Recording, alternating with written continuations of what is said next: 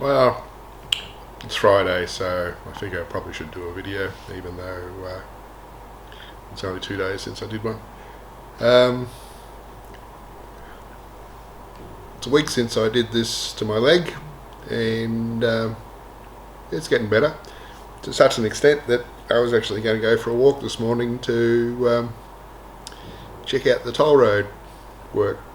That's been many months since I've been to do that, so I figured it would probably be worthwhile. But yesterday it was a very dull day. Ended up raining in the evening. You got 31.5 millimetres, which leads to many different stories.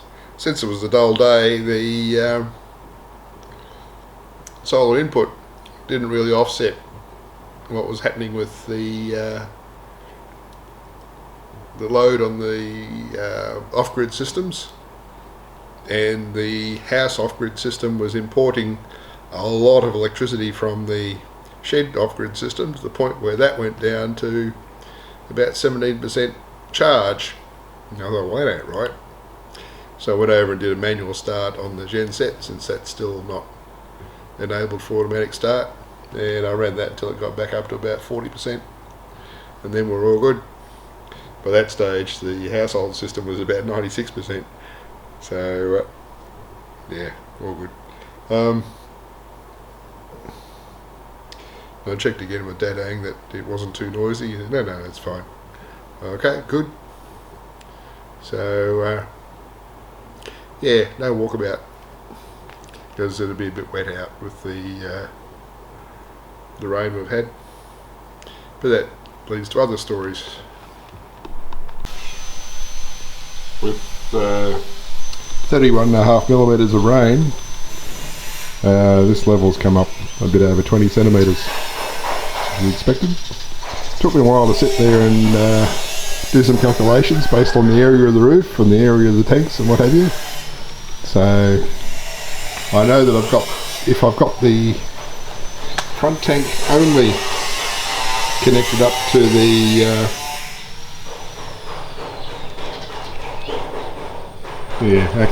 well, if the water was going into the front tank only, which means turning off the back tap and level being below somewhere here, the front tank would go up 12.5 millimetres for every millimetre of rain. The back tank would go up further, but you can't feed it into the back tank alone. But collectively,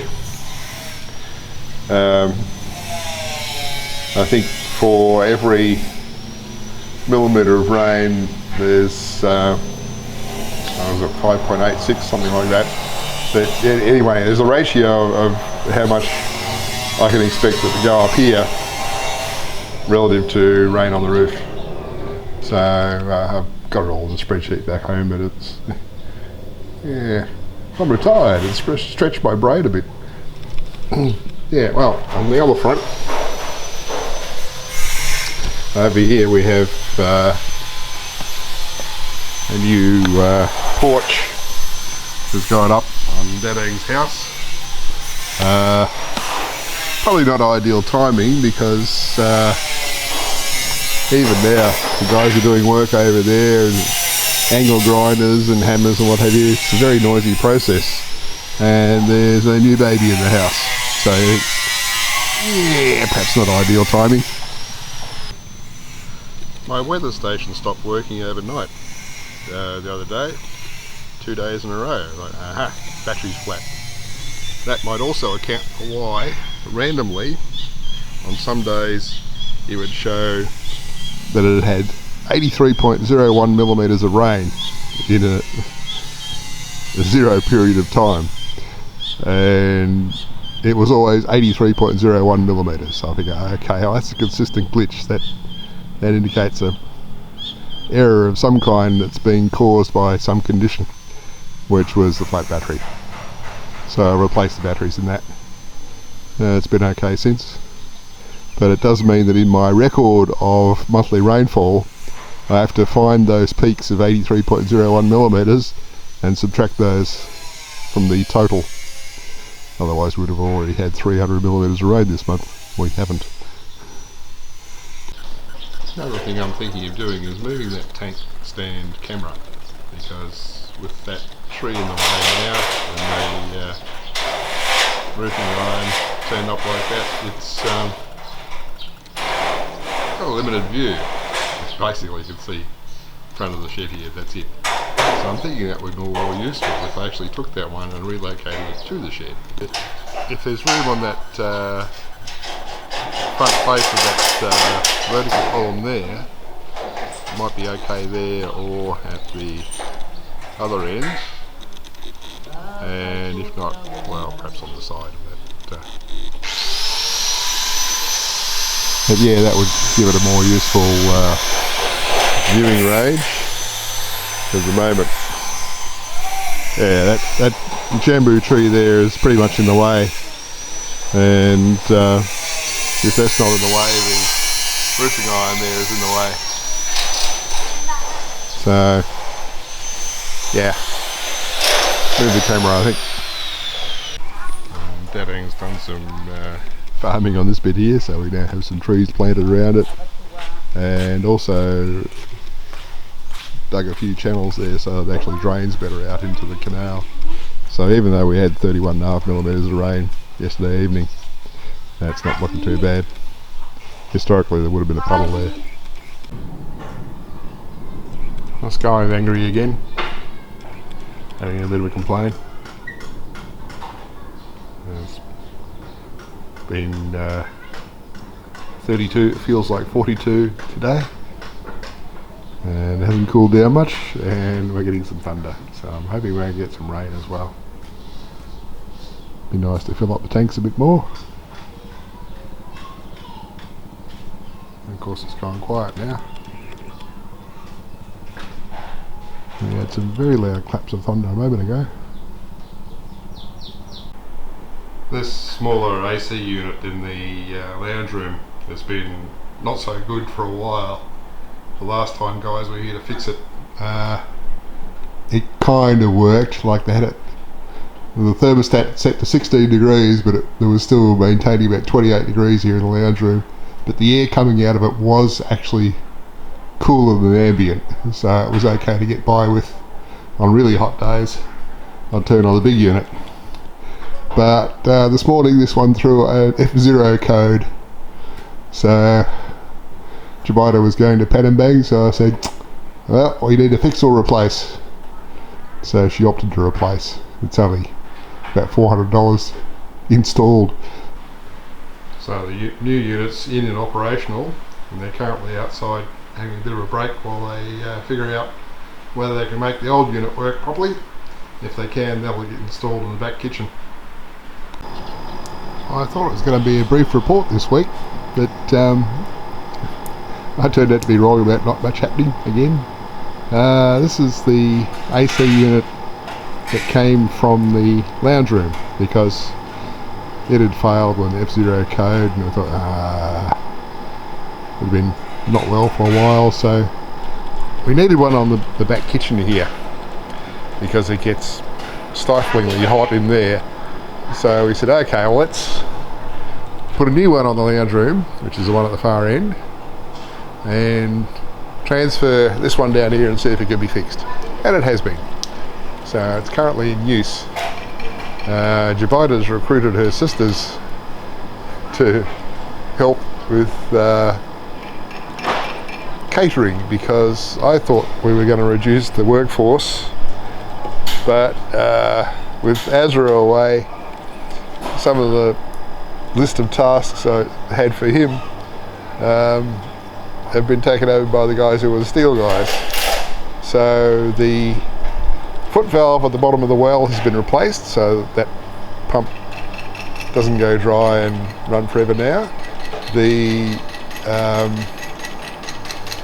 plumbing underneath the basin in the bathroom area has been turned into a sealed system instead of just a drain hose running into a large pipe, which had a number of different issues. One was we did actually have a rodent trap in the cupboard at one stage, because a big rodent was coming up the drain pipe, Now it seemed to be too small for a rat but too large for a mouse, so I don't know what they have around here. But we got him anyway.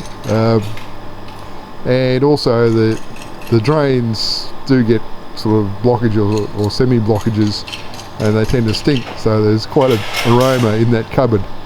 Well, that's converted into a sealed system now, so we should be rid of that problem. The other thing it was doing was the water that was going through that basin is from our well, which is pretty salty and very corrosive. So the new hinges and the cupboard doors under there are already corroded, whereas the ones under the kitchen sink, which uses the same water, are not corroded because that has sealed plumbing. So I'm hoping that now that we have sealed plumbing, I can replace those hinges and not have the new ones corrode.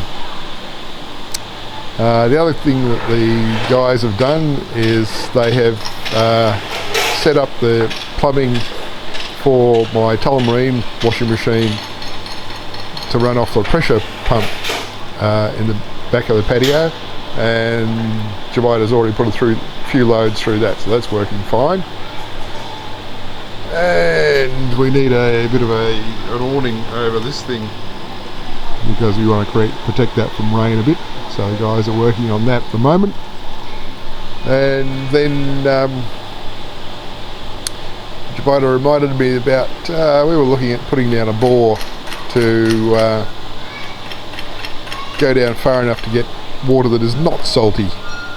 So lo and behold, the Steel Guys family, they are the ones that do the boring, so okay. So at the moment they're setting up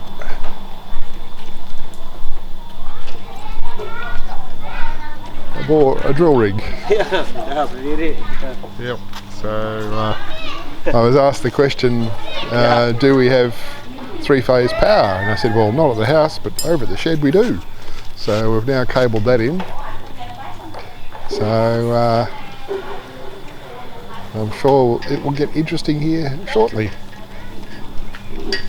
What else is going on? It rained quite a bit yesterday, so the tanks are doing well. So the water level is here. So that's 22,000, 18,000, so that's 40,000 plus a half and a half, so 41,000 I'd say. 41,000 litres in the tank. So that's good. So we'll have good quality drinking water from here if we want it. Hopefully the bore will give us non-salty water, otherwise that'll be $2,500 wasted. I do actually have another one of these filter and UV sterilizer kits that I could pull out of the boxes and put on that and make that all the water for the house, stop using the well water entirely, because we don't want to use the corrosive stuff if we don't have to. And the Steel Guys, apart once they've done that awning, they're currently working on my stuff on the roof. They're going to set up my solar water heating exercise. If that doesn't work, I can always get a solar water heater and plumb it into that same circuit, as in same loop. So my thought that I was going to reduce the payroll hasn't come to fruition at all. We've got more people back on it again.